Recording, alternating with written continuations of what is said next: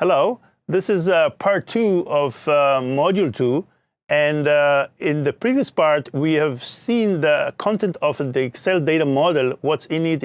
It's made of tables and relationships.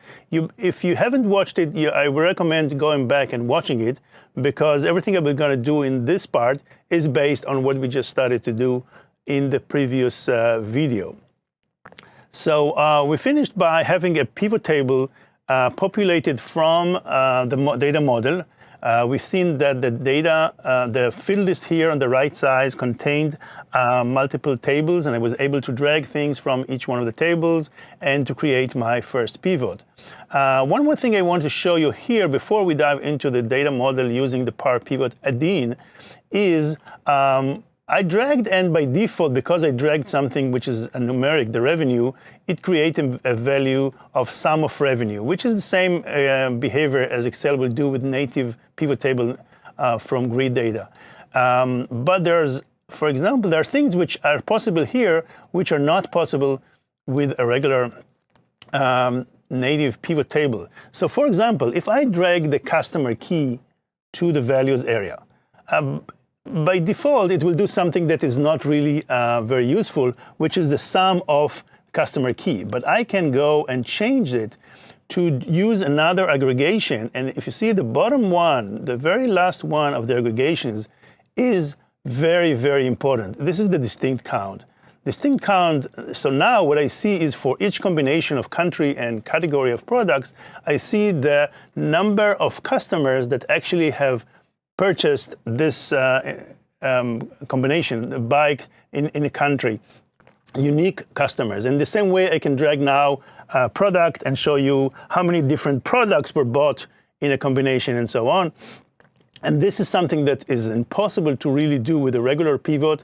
And in general, in many other tools, it's very, very difficult to do. And you can see that with the same speed, and I can immediately calculate this result for any combination of slicers and so on.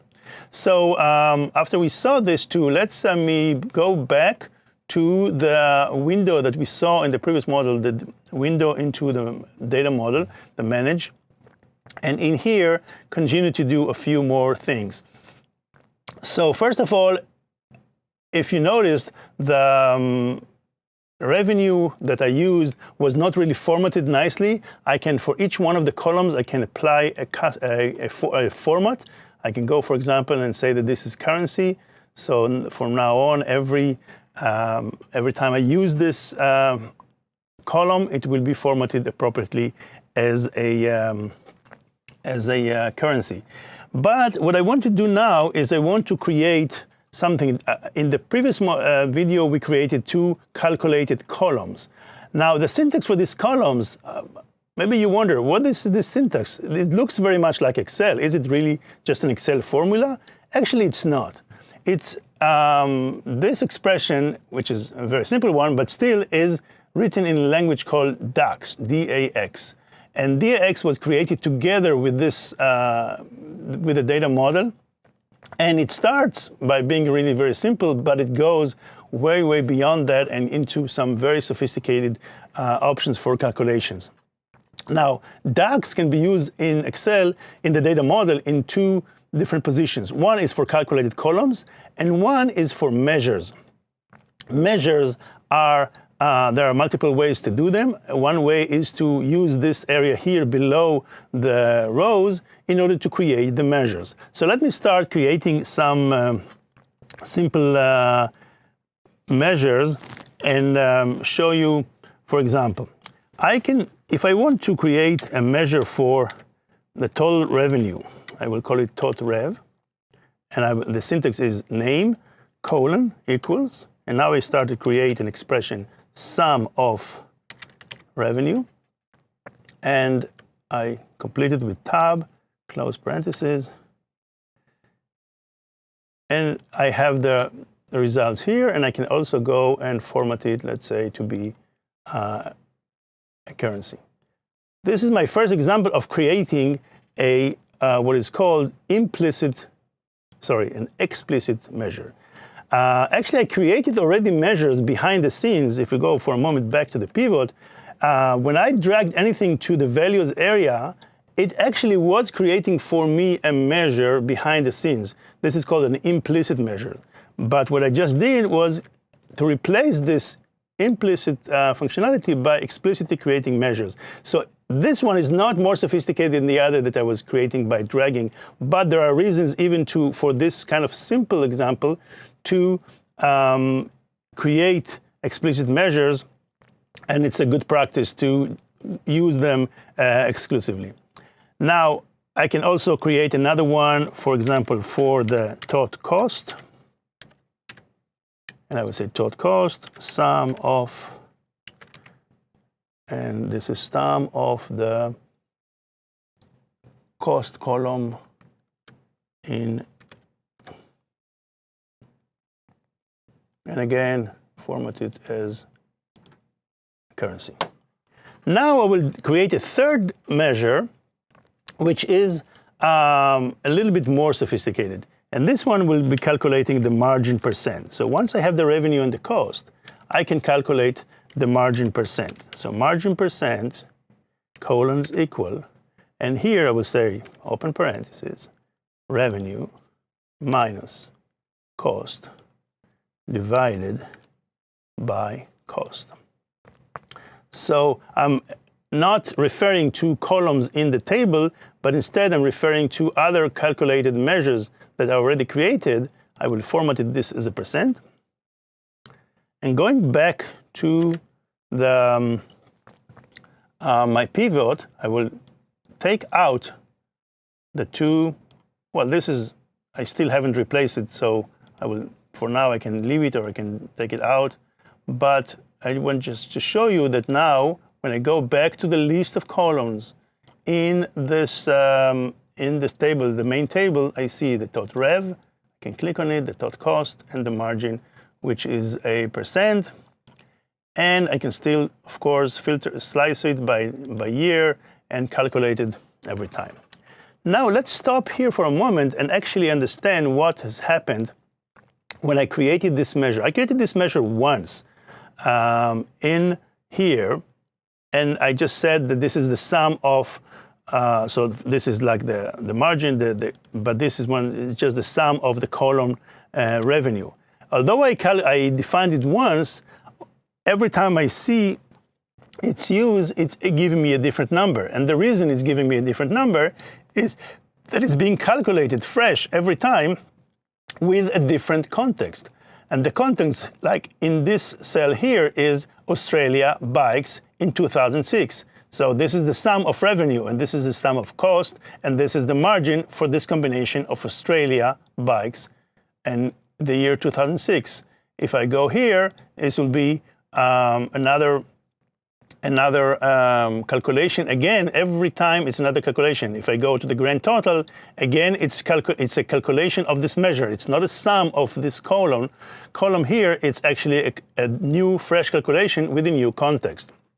So this is a very, very important principle for the DAX language that we're going to see, and I will repeat it a few times for you to grasp the importance of that every measure is calculated within a context, and the context by default comes from, if it's used in a pivot, there's something on columns, something on rows, some slicers, a filter maybe for the pivot, and so on. So all this gives a context in which the calculation is calculated. So this is for measures. Now, what about, let's switch back for a moment to understand more about the calculated columns. Do they also have the same filter contents? Well, actually they don't. They have a different context. When I calculate this calculated column, it doesn't see the pivot that will be eventually be used or built from that. It actually sees the row that it lives in, and it can use any other column in this row of data. So in this case, it's used the order quantity and the list price. It could also use columns in other tables, like an extended row. And why is that? It is because of the relationships. The relationships make other columns to be kind of related to this one. So for example, for each row here, I have the product key. So every property of the product I can use here. Or I have the customer key. So because of the relationship with customers, I can use data from the customers in here if I need to. Let me give you one example to create such a calculated column that is using the context, which is called the row context, to let's go and, for example, into the product table. And in the product table, I have this data, and I want, let's say that you saw that I have product category table and product subcategory table. But those two tables are actually used just from one column each. The DIM product category has the category name, and the subcategory had the subcategory name. I may have a goal to reduce the number of tables that my user sees when it creates a pivot table.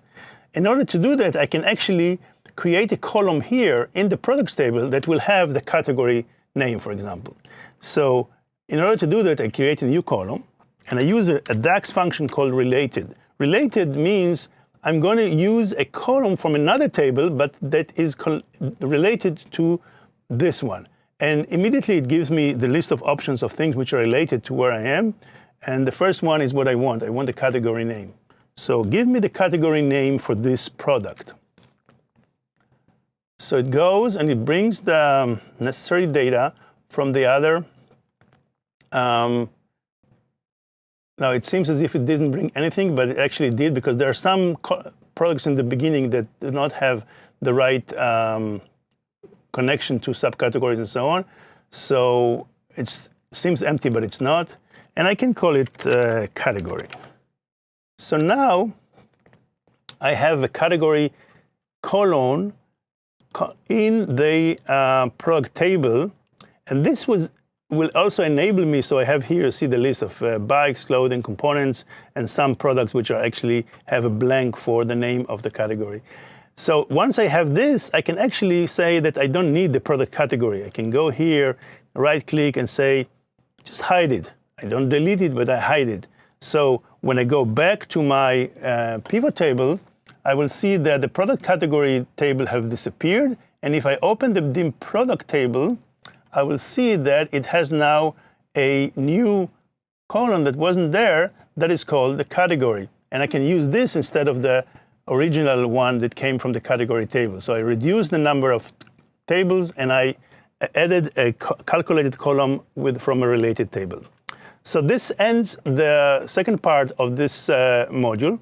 We've seen the data model, we've seen relationships, we've started to see calculated measures using DAX, and we saw the use of calculated columns.